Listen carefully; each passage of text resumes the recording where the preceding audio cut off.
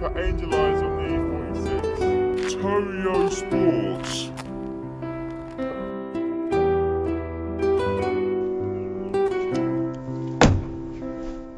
It's another BMW video.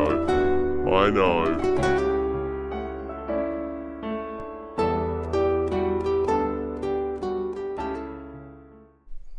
Welcome back to the channel, guys. So yeah, the time has come to get rid of the BMW.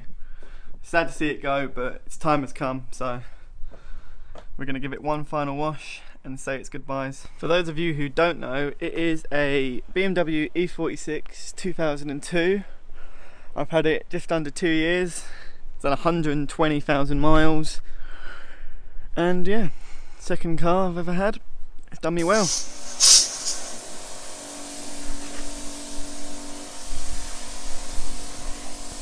So that is it. It is all cleaned. I have sawned it.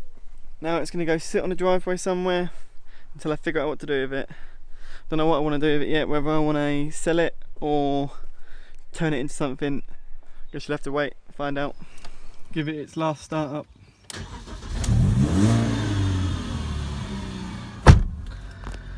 And now it is finally ready to part with the BMW.